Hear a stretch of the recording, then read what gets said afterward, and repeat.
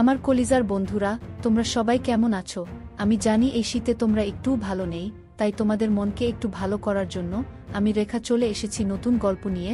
আজকের গল্পটি অনেক মজাদার হতে চলছে, তাই গল্পটি শোনার আগে অবশ্যই হেডফোন ব্যবহার করো।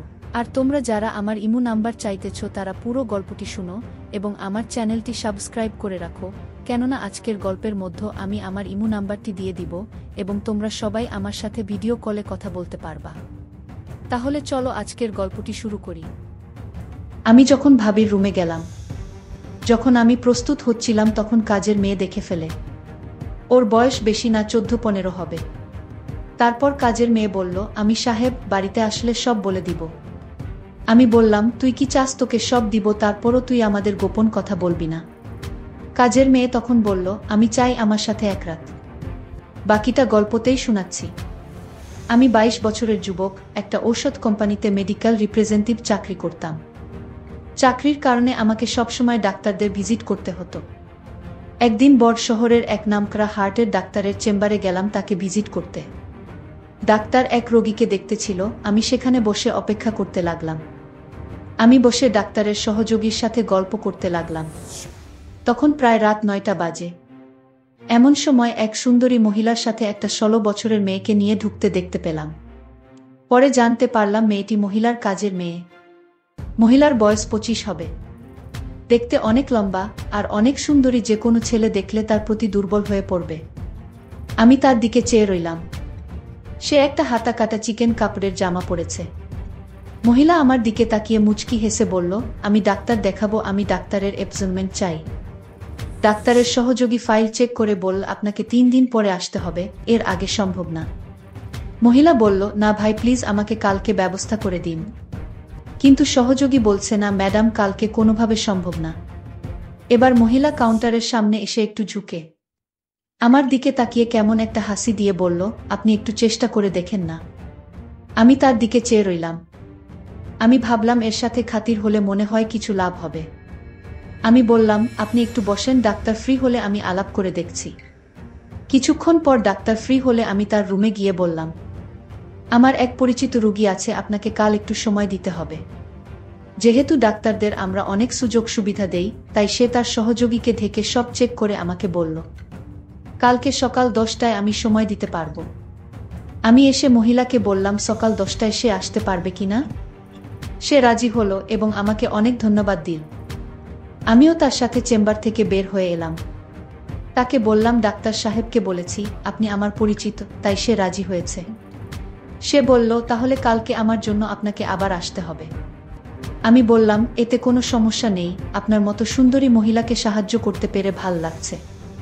তার চেহারায় একটা হাসি দেখলাম। আমি বললাম, আমার নাম হামিদ। সে বলল, তার নাম রুবিনা। সে বিবাহিত, তার স্বামী সিঙ্গাপুর থাকে, সেও 15 দিনের ভিতর সেখানে চলে যাবে। সবকিছু রেডি হয়ে গেছে। এখানে সে আর তার শ্বশুর শাশুড়ি থাকে। আমরা আলাপ করতে করতে হাঁটতে লাগলাম। সে বলল, আমার বাসায় চলেন, 1 কাপ চা খেয়ে আসবেন। আমি বললাম, আর একদিন যাব। কিন্তু রুবিনা অনেক অনুরোধ করল, এরপর আমি রাজি হলাম। তারা দুজন একটা রিকশায় উঠল। আমি আমার হোন্ডা নিয়ে তাদের পিছু পিছু গেলাম। তাদের বাসায় যেয়ে তার শ্বশুর শাশুড়ির সাথে আমার আলাপ করিয়ে দিল। তারা আমাকে অনেক ধন্যবাদ দিল তাদের বুকে সাহায্য করার জন্য। এরপর আমাকে চা দিল। আমি চা খেয়ে বিদায় নেওয়ার জন্য রেডি হলাম। তখন রুবিনা বলল, হামিদ, যদি কিছু মনে না করেন একটা অনুরোধ করব। আমি বললাম, আমাকে আপনি না বলে তুমি করে বলবেন। আমি বয়সে আপনার ছোট হব, আর আপনি কিছু মনে না করলে আপনাকে ভাবি বলে থাকতে পারি। রুবিনা রাজি হল। এরপর বলল, হামিদ, কালকে আমার শ্বশুর শাশুড়ি আমার ননদের বাড়ি যাবে, তাই কাজের মেয়েটা বাসায় রেখে আমাকে যেতে হবে। তোমার যদি কোনো অসুবিধা না হয় তবে আমাকে সকালে এসে ডাক্তারের কাছে নিয়ে যাবে। আমি মনে মনে অনেক খুশি হলাম। আমি বললাম, ঠিক আছে, আমি সকাল 10টার সময় চলে আসব। এরপর বিদায় নিয়ে চলে আসলাম। আমি খুশি মনে বাসায় ফিরে আসলাম। আসলে এখানে এত স্মার্ট মেয়েরা থাকতে পারে আমার কল্পনা ছিল না। আমি সব সময় তা ফলো করে বেড়াই। আমি বাসায় এসে খাওয়া দাওয়া করে রুবিনা ভাবির কথা ভেবে শান্ত হলাম। আর কালকে সকালের জন্য অধীর আগ্রহে অপেক্ষা করতে লাগলাম। পরের দিন সকাল ৮টায় ঘুম থেকে উঠে আমি রেডি হয়ে রুবিনা ভাবির বাসায় চলে গেলাম। গিয়ে দেখলাম রুবিনা ভাবি রেডি, আর তার শ্বশুর শাশুড়ি রেডি হচ্ছে মেয়ের বাড়ি যাওয়ার জন্য। আমি আমার হোন্ডার পিছে রুবিনা ভাবিকে নিয়ে চললাম, তারপর বাসার সামনে হাজির হলাম। আমি একটু লজ্জা পেলাম, জানি না রুবিনা ভাবি কি ভাবছে আমার সম্পর্কে। আমার কেন জানি মনে হল রুবিনা ভাবি ইচ্ছাকৃতভাবে আমার মোটরসাইকেলে উঠছে। এভাবে চলতে চলতে প্রায় আধা ঘন্টা লেগেছিল। ডাক্তার সাহেব তখনও আসে নাই, তাই ভাবি ওয়েটিং রুমে বসে অপেক্ষা করতে লাগল। আমিও ভাবির সাথে একটু দূরে বসে গল্প করতে লাগলাম। আমি বারবার ভাবির দিকে তাকাচ্ছিলাম। ভাবি ব্যাপারটা বুঝে মুচকি মুচকি হাসতে লাগল। কিছুক্ষণ পর ডাক্তার সাহেব এসে ভাবিকে দেখল। ডাক্তারের কাজ শেষ হলে আমি আবার ভাবিকে হোন্ডায় চড়িয়ে বাসায় নিয়ে গেলাম। বাসার কাছাকাছি আসতেই রুবিনা ভাবি আমার হোন্ডা থেকে নেমে পড়ল। বাসায় এসে দেখলাম তার শ্বশুর শাশুড়ি চলে গেছে, কাজের মেয়ে একা বাসায়। ভাবি আমাকে বসতে বলে কাজের মেয়েকে নিয়ে ভিতরে গেল। একটু পর ভাবি বলল, আমার ল্যাপটপ কালকে রাতে হঠাৎ হ্যাং হয়ে আছে, তুমি কি দেখবে, কি সমস্যা? আমি বললাম, ঠিক আছে ভাবি, কোথায় নিয়ে আসেন? রুবিনা ভাবি বলল, আমার বেডরুমে আছে, তুমি আস। আমাকে বেডরুমে নিয়ে তার ল্যাপটপ দিয়ে বলল, তুমি দেখ, আমি একটু কাজ করে আসছি। কাজের মেয়েকে বলল আমাকে চা দিতে। আমি ল্যাপটপ নিয়ে স্ক্যান করে ভাইরাস মুক্ত করে দিলাম। তারপর রিস্টার্ট করে দেখলাম ঠিক মতো কাজ করছে। আমি তখনও ল্যাপটপ নিয়ে ঘাটাঘাটি করছি। প্রায় 10 মিনিট পর রুবিনা ভাবি আসো। আমি তার দিকে তাকিয়ে অবাক হয়ে গেলাম। তারপর রুবিনা ভাবি আসলো। আমি হাঁ করে তাকে দেখতে লাগলাম। ভাবি বলল, এমন করে কি দেখছো? সে বলল, আমি তোমার মাঝে এমন কিছু দেখছি যা আমি আগে কখনো দেখিনি। ভাবি আমার অবস্থা বুঝে হাসতে লাগল। একটু পর কাজের মেয়ে আমাদের চা দিয়ে গেল। আমরা চা খেতে খেতে গল্প করলাম। রুবিনা ভাবি অনবরত হাসতে লাগল। আমি ল্যাপটপ ঠিক করে ভাবিকে দেখানোর জন্য একটা মুভি চালু করলাম, আর সাথে সাথে একটা বাজে ছবি চালু হলো। আমি কি করব বুঝতে না পেরে ভাবির দিকে তাকালাম। রুবিনা ভাবি হাসতে লাগল। হাসতে হাসতে বলল, দেখ হামিদ, আমি প্রায় 1 বছর হলো একা একা থাকি। আমারও তো কিছু পেতে ইচ্ছে করে। কালকে তোমাকে ডাক্তারের চেম্বারে দেখে আমার ভিতরে কেমন জানি করছে। তোমাকে নিয়ে আমার মনের ভিতর একটা আশা জাগলো। আমি ল্যাপটপ বন্ধ করে উঠে দাঁড়ালাম। রুবিনা ভাবি হেসে উঠে গিয়ে রুমের দরজা বন্ধ করে দিল। রুবিনা ভাবি দরজা বন্ধ করে আমার সামনে আসলো। এমন সময় হঠাৎ করেই দরজার বাহির থেকে 16 বছরের কাজের মেয়েটা নখ দিয়ে ডাক দিল। আমি মনে মনে বললাম, আসার আর সময় পেলি না।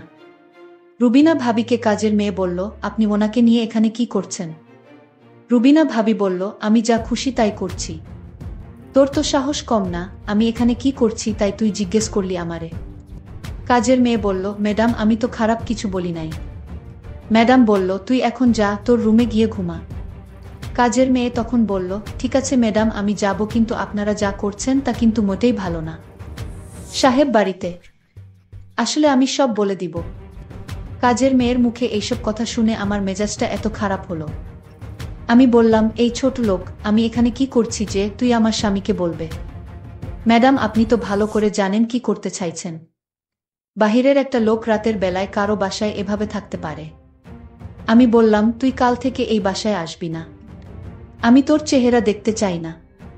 তুই দিন দিন বড় পাকামি করছিস। ঠিক আছে ম্যাডাম, আপনার মতো খারাপ ম্যাডামের বাসায় কাজ করার ইচ্ছাও আমার নাই। তবে ম্যাডাম, আপনি মনে রাখেন আজকের দিনের কথা। আজকে আপনি কি করতে চাইছিলেন তা কিন্তু আমি ভুলব না, আর বলেও দিব। আমি কাজের মেয়েকে বললাম, এইগুলো আমার স্বামী কখনো বিশ্বাস করবে না। কাজের মেয়েটি তখন বলল, বিশ্বাস কিভাবে করাতে হয় তা আমার জানা আছে। কাজের মেয়েটি তখন বলল, আমার মোবাইলে সব রেকর্ড করা আছে। একটা অচেনা ছেলে আপনার রুমের ভিতর কি করে সেটা আজ বাচ্চা ছেলেও বুঝবে। কাজের মেয়েটা এত পাকা পাকা কথা জানে আমি জানতাম না। আর তাছাড়া তার মাথায় প্রচণ্ড বুদ্ধি আছে। আমি এখন কি করবা বুঝতেছি না। তখন হামিদ বলল, ঝগড়া করে কোনো সমাধান হবে না, আরও মানসম্মান যাবে, আর তাই আমি এর সমাধান করছি। ভাবি, আপনি কোনো কথা বলবেন না।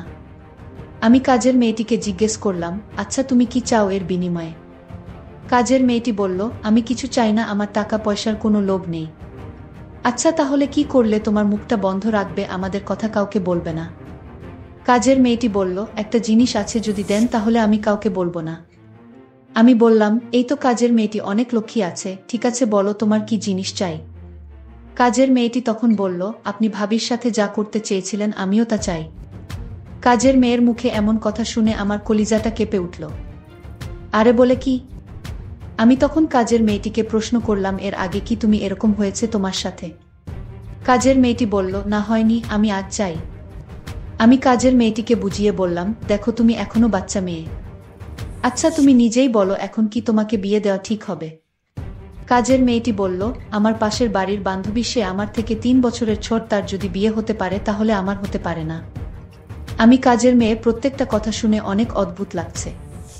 আমি তখন কাজের মেয়েটিকে দমক দিয়ে বললাম, তুমি যে এসব বলছো তোমার কি ভয় করছে না? ভয় করবে কেন, আজকাল তো এসব বিষয় পানিভাত। আরে বলে কি? আচ্ছা ঠিক আছে, আমি যদি তোমার কথা রক্ষা না করি তাহলে তুমি সব বলে দিবে তাই তো? যদি আপনি আমার কথা না রাখেন তাহলে আমি অবশ্যই বলে দিব। এতে আপনারও সমস্যা হবে আর ম্যাডামেরও সমস্যা হবে। আমি তখন কাজের মেয়ের সাথে কথা বলে পারছিলাম না, আর তাই তার প্রস্তাবে আমি রাজি হলাম। রুবিনা ভাবি বলল, আপনি কি বলছেন এসব? ও কি পারবে আপনার সাথে? আপনি কি পাগল হয়ে গেছেন নাকি? আমি বললাম, দেখো ওর মুখ চাপা দিয়ে কথা ডেকে রাখার জন্য এছাড়া আর আমাদের উপায় নাই। সে পারুক আর না পারুক সেটা তার বিষয়, আমি চেষ্টা করে তো দেখতে পারি। রুবিনা, ঠিক আছে, আপনি যা ভালো মনে করেন তাই করেন, পরের সমস্যা হলে আপনি বুঝবেন, সেই চিন্তা তোমার করতে হবে না, আমি সব সামলে নিব। আমি তখন কাজের মেয়েটিকে বললাম, কোথায় যেতে হবে বলো। কাজের মেয়েটি বলল, এই বাসায় আরও একটি রুম আছে, যে রুমে আমি রাতে একা থাকি সেই রুমে। কোথায় সেই রুম? কাজের মেয়েটি বলল, আসুন আমার সাথে। আমি কাজের মেয়ের পিছু পিছু গেলাম। তারপর সে একটা ছোট্ট রুমে থাকে, সেই রুমে আমাকে নিয়ে গেল। আর রুবিনা ভাবি বলল, আপনি যান, চিন্তা কইরেন না, আমি আছি বারান্দায়। আমি রুবিনা ভাবিকে বললাম, ঠিক আছে আপনি বারান্দায় থাকেন।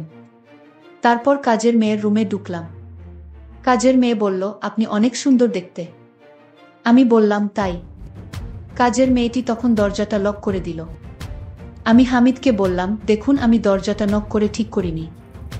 সে বলল, উত্তম কাজ করেছ। কাজের মেয়েটি তখন বলল, আপনার সাথে হওয়ার আগে আপনি আমার হাতের তৈরি করা চা খাবেন না? সে বলল, চা খেলে মোট ভালো থাকে, তুমি চা বানালে আমি অনেক খুশি, আর চাটা খেয়ে নিলে ভালোই হবে। আমি হামিদের জন্য চা বানালাম। আমি হামিদকে চা হাতে তুলে দিলাম। হামিদ বলল, তুমি চা খাবে না? আমি বললাম, আমি চা খাই না। আপনি খান, আমার চায়ের প্রশংসা সবাই করে, আপনিও করবেন আশা করি। তারপর আমি চা খেতে শুরু করলাম, আর কাজের মেয়েটি আমার দিকে অন্যরকম দৃষ্টিতে তাকিয়ে রয়েছে। আমি চা খেতেই আমার বুকের ভিতরটা মনে হচ্ছিল পুড়ে যাচ্ছে। আমি ভাবছি হয়তো গরম চা এমনি হতে পারে। কাজের মেয়েটির হাতে আরও একটি চা দেখতে পেলাম, আর সেই চা ম্যাডামকে দিয়ে আসলো। কাজের মেয়েটি যখন চা নিয়ে ঘর থেকে বাহির হলো তখন আমি বুকের জ্বালা পুরায় ছটফট করতেছিলাম। ম্যাডামের কাছে চা নিয়ে যেতেই বলল, হয়েছে তোর কাজ? আমি বললাম, না ম্যাডাম, এখনো শুরু করিনি। আমি বললাম, দে চা, দিয়ে তাড়াতাড়ি যা। এইদিকে ম্যাডাম চা খেতে শুরু করলো। আমি আমার রুমে গিয়ে দেখি হামিদ চা খেয়ে মরে পড়ে আছে। আমি এটাই চেয়েছিলাম। আমি কাউকে খারাপ কাজ করতে দিতে পারিনি, যে কাজ আল্লাহ পছন্দ করে না। আমি সেই কাজ করার আগেই আমি দুজনকেই শেষ করে দিয়েছি।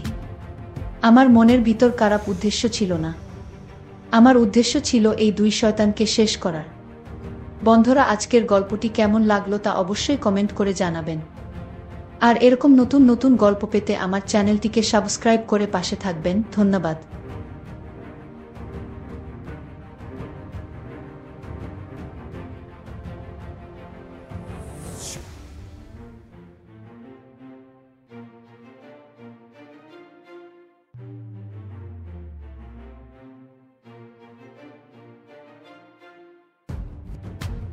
বন্ধুরা, আজকের গল্পটি এখানেই শেষ করলাম।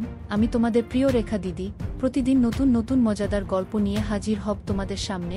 তোমরা সবাই আমার চ্যানেলের ভিডিওগুলো নিয়মিত দেখবে এবং চ্যানেলটিকে দয়া করে সাবস্ক্রাইব করে পাশে থাকবে।